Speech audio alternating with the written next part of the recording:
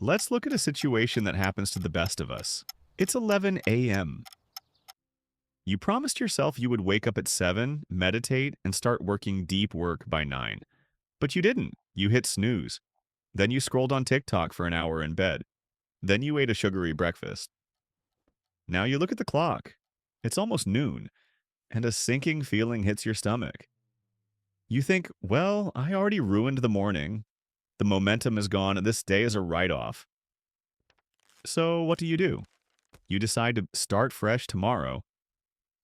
You spend the rest of the day in a low level state of guilt, procrastinating even more, eating worse, and digging a deeper hole. Psychologists call this all or nothing thinking. It is the perfectionist's curse. We believe that a consistent day must be a perfect day. We treat our habits like a delicate glass vase, one tiny crack, and we smash the whole thing on the floor. But here's the secret that the top 1% of consistent people know, but never talk about. They don't have perfect streaks. They just have a faster reset rate. They don't treat a mistake as a funeral for the day. They treat it as data. So why do we do this? Why does one missed alarm turn into a wasted 12 hours? Why does one cookie lead to eating the whole box? Behavioral researchers actually have a name for this. They call it the what the hell effect. It was first coined by diet researchers. They found that when dieters ate just a little bit of pizza, violating their strict rules, they didn't just stop. They said, what the hell, my diet is already broken. And then they ate the rest of the pizza plus ice cream. This happens because your brain is bad at processing partial success. When you break a streak or miss a goal, your dopamine levels crash. Your brain registers this as a failure state. Instead of trying to salvage the remaining 80% of the day, your brain wants to numb the pain of that failure. So it seeks cheap dopamine, scrolling, gaming, or eating. You are essentially like a gambler chasing losses. You think, today is a loss, I will fold my cards and wait for the next hand tomorrow. But life is not a poker game. You cannot fold time. So how do we stop the bleeding? How do we prevent a bad morning from becoming a bad day? We need to change the unit of measurement. Stop seeing the day as one giant, fragile 16-hour block. That is too big. It is too easy to break. Instead, I want you to use the quarter-day framework. Imagine your day has 4 distinct mini-days. Quarter 1 is morning, from waking up until 10 a.m. Quarter 2 is midday, from 10 a.m. to 2 p.m. Quarter 3 is afternoon, from 2 p.m. to 6 p.m. Quarter 4 is evening, from 6 p.m. until sleep. Here's the rule: these quarters are completely independent of each other. They are waterproof compartments. If you sleep in and ruin quarter 1, that sucks. You scored a 0 for Q1, but at 10 a.m. sharp, the whistle blows. Q1 is dead. It is history. Quarter 2 begins with a clean slate. The score is 0-0. You don't need to wait 24 hours for a new beginning. You only need to wait a few hours. Think about it like a football game. If your team plays a terrible first quarter, do they walk off the field and forfeit the game? No, they regroup, they reset, and they come out fighting in the second quarter. Now, knowing the framework is one thing, executing it is another.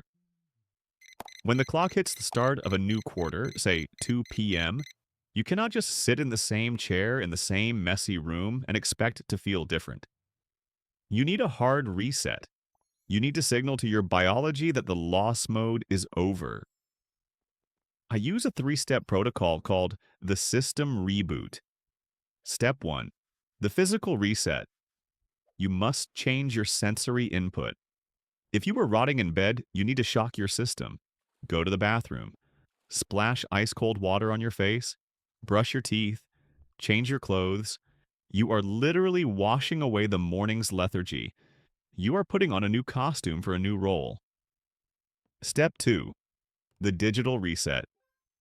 Your computer is a crime scene of your procrastination. It is full of open tabs, YouTube videos, and distractions. You need to perform a tab suicide. Close everything, every single window.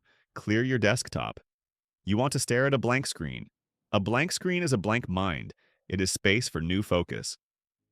Step 3, The mental reset. This is the hardest part. You need to forgive yourself. Look in the mirror and say it out loud. The morning is gone. I forgive myself. Quarter three starts now. Most people skip this. They carry the guilt of the morning into the afternoon. That guilt is heavy. It slows you down. Drop the baggage. The score is 0-0. The whistle is blown. Play the game. This brings us to the final truth about consistency. We tend to think that a consistent person is a robot. We think they execute their code perfectly day after day without error. But that is a lie. The only difference between the person you admire and the person you are right now is not that they don't fall off the wagon.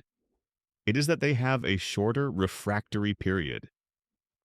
When they fail, they grieve for 10 minutes, not 10 hours. They don't wait for Monday to fix a mistake made on Wednesday.